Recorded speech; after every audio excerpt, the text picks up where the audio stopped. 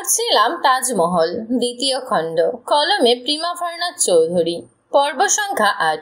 তাজদার যখন বাড়ি ফিরল তখন সন্ধ্যা নেমে গেছে। মেজবানের খাওয়া দাওয়াও শেষ। বাবুর্চিরা টাকা পয়সার হিসাব বুঝে নিয়ে চলে গিয়েছে। মেহমান অর্ধেক চলে গিয়েছে, অর্ধেক থেকে গিয়েছে। উঠোনে প্যান্ডেলের নিচে লাল রঙের প্লাস্টিকের চেয়ারে বসে সবাই গল্প গুজবে মেতে উঠেছে। দুই বাড়ির মেহমানই আছে সেখানে। তাজদারকে দেখে সবাই একসাথে ফিসফিস করে উঠল। সাইনার খালারা বলল জামাই এসেছে। তাজদারের হাতে কিছু জিনিসপত্র ছিল। তিতলি এসে সেগুলো হাতে নিয়ে ভেতরে চলে গেল। তাজদার এসে সবার সাথে কথাবার্তা বলতে বলতে একটা চেয়ার টেনে বসলো। সবাই নড়ে চড়ে বসেছে জামাইয়ের সাথে কথা বলতে। সাইনা মেজো খালা বলল, জামাইয়ের সাথে গল্প করার জন্য থেকে গেলাম, খাওয়া দাওয়া তো করলেন না। তাজদার মাথা নেড়ে বলল, না খেয়েছি। খাবো না কেন? আপনারা থাকুন, সব সময় তো আসেন না। বাড়িতে গিয়েছেন? হ্যাঁ, চা খেয়ে এলাম। আপনার মা দাদির সাথে কথাবার্তা বললাম। আর কদিন আছেন দেশে? 2 দিন। আর বোধহয় থাকা যাবে না। না, অনেক বেশিই থেকেছি। এতদিন থাকার কথা ছিল না। আপনারা থাকুন কয়েকদিন। কালই চলে যাব বাবা। বড় মেয়েটার একটা ছেলে হয়েছে, তার শ্বশুর বাড়ি যাব। মেয়েটার একা একা কষ্ট হয়ে যায়। শ্বশুর বাড়ির মানুষ তেমন দেখভাল করে না। আচ্ছা, আপনি যান, বাড়ির সবাই টেনশন করছে। তাজদারের মামিরা বলল, মামা শ্বশুরের বাড়িতে যাওয়ার কথা ছিল কিন্তু। তাজদার বলল, পরের বার দেশে এলে যাব। এবার 5 মাসই হাসপাতালে কাটিয়ে ফেললাম। এটা কোনো কথা? নতুন জামাইয়ের ব্যাপারই তো আলাদা।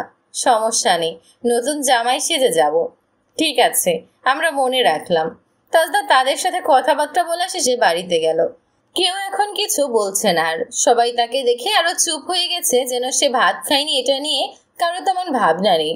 ঘরে ঢুকতেই সাইনা ঝড়ের মতো ছুটে এলো। আমাকে বকুনি না খাওয়ালে আপনার শান্তি লাগে না, তাই না?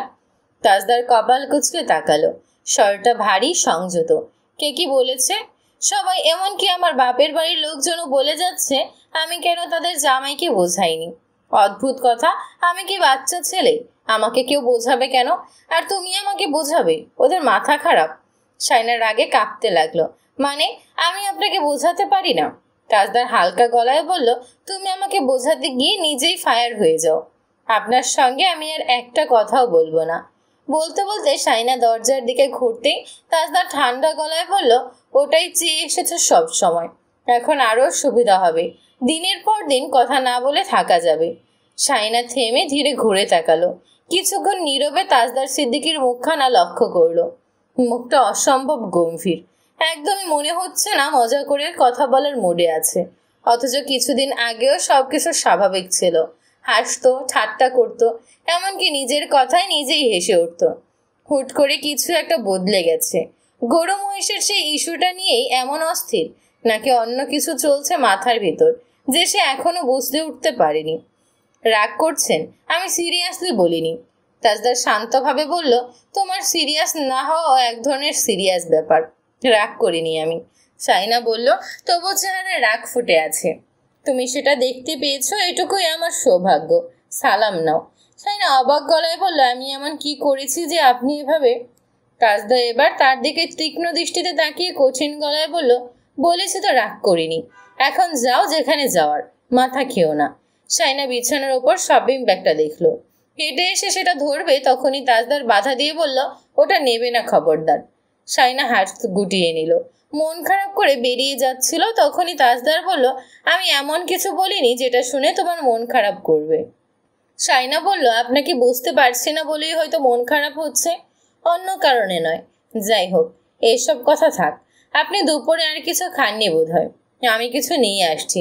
খিদে লাগলে আমি নিজে নিয়ে খাবো। এত বদ অভ্যাস তৈরি হলে পরে আমাকেই ভুগতে হবে। সাইনা অবাক হয়ে গেল। এতক্ষণ পর হয়তো সে বুঝতে পারছে তাজদার সিদ্দিকের রাগের আসল কারণটা। হঠাৎ বুকের ভেতরটা টনটন করে উঠল। সে কি অজান্তেই তাজদার সিদ্দিকের কাছে থেকে রাগ করার অধিকারটা ছিনিয়ে নিয়েছে? যে মানুষটা একসময় নিঃসংকোচে রাগ প্রকাশ করত, আজ সে রাগ দেখাচ্ছে সাবধানে, মাপঝুপ করে। নিজেই এখন নিজের রাগের অনুমতি নিচ্ছে, শুধু সে কষ্ট পাবে বলে। এই ভাবনাটাই তাকে হঠাৎ অপরাধী মনে করালো। সে তো কখনো এমন সম্পর্ক চায়নি যেখানে সবসময় ভান করতে হবে, মেয়েকে আচরণ করতে হবে, নিজের অনুভূতিগুলিকে লুকিয়ে রাখতে হবে। রাগ খুশি সবকিছুই সাবধানে মাপতে হবে যেন কেউ কষ্ট না পায়। কিন্তু তারপরও তাকে চুপ করে দাঁড়িয়ে থাকতে দেখে তাজদার সিদ্দিকী ব্যাগটার দিকে আঙুল তাক করে বলল, ওটা দেখে নিতে পারো। সাইনা ধীর পায়ে হেঁটে শপিং ব্যাগটা হাতে নিল। খুলে দেখলো নিজের জন্য কিছু কেনাকাটা করেছে তাজদার সিদ্দিকী, সাথে তার জন্য একটা লাল শাড়ি।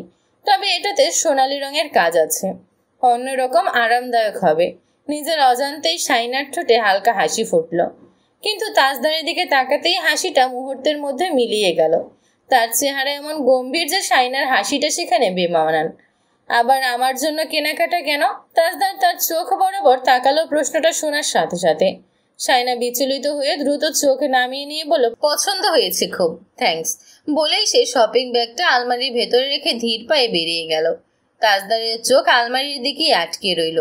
চাপা রাগ, অপ্রকাশিত অভিযোগগুলো তার চেহারায় কড়াকড়ি কাঠিন্যতা সৃষ্টি করেছে। সাইনা বাকি জিনিসগুলো দেখলও না। দীর্ঘ নিঃশ্বাস ফেলে সে নিজেকে সংযত করার চেষ্টা করলো, কিন্তু মনের ভেতর অচেনা উত্তেজনা আর অব্যক্ত অভিমান চোখের কোণে রাগ হয়ে ঝলমল করতে লাগলো। যত চেষ্টাই করুক তা ঢেকে রাখা তার জন্য আর সম্ভব হলো না। ঘরের নিস্তব্ধতা ভেঙে শুধু ল্যাপটপের কিবোর্ডের মৃদু শব্দ। তাজদার মনোযোগ দিয়ে স্ক্রিনের দিকে তাকিয়ে আছে। কপালের কাছে কয়েকটা চুল এলোমেলো হয়ে এসেছে, আর বা হাতটা অভ্যাসগত কানের কাছে রাখা হেডফোনটা একটু আলগা করে দিয়ে সে জটিল ইনফ্রাস্ট্রাকচার আজ কোড কনফিগারেশনে মগ্ন। ঠিক তখনই দরজার পর্দা সরিয়ে ঘরে এলেন দাদিমা আনোয়ারা বেগম। হাতে একটা ছোট্ট বাটিতে দুধে চুবানো তালের পিঠা। নরম গলায় ডাকলেন, তাজ। তাজদার এত মনোযোগে ছিল যে দাদিমার আগমন টেরই পায়নি। দাদিমা দ্বিতীয়বার ডাকতেই সে চমকে উঠে তাড়াতাড়ি হেডফোনটা খুলে ল্যাপটপের স্ক্রিনটা সামান্য আড়াল করার চেষ্টা করলো। তারপর উঠে এসে দাদিমার হাত থেকে বাটিটা নিল। তিতলি কোথায়? তৌসিফের সাথে কোথায় গেছে কি জানে। এত শয়তান হয়েছে, এক জায়গায় শান্তিতে বসেও না। সাইনা রান্নাঘরেই আছে, কাজবাজ করছে বোধহয়। তাজদার চুপচাপ খেতে লাগলো। তোমার মামি শাশুড়ি এনেছেন এই পিঠা, কেমন? ভালো, একটু বেশি মিষ্টি হয়েছে, খেতে ভালো লাগছে, খারাপ না। দাদিমা একটু থেমে বললেন, যাওয়ার আগে এইসব করার কোনো দরকার ছিল? কোন সব? এই যে আজ খেলে না সবার সাথে বসে। সবসময় উচিত কাজ করা যায়।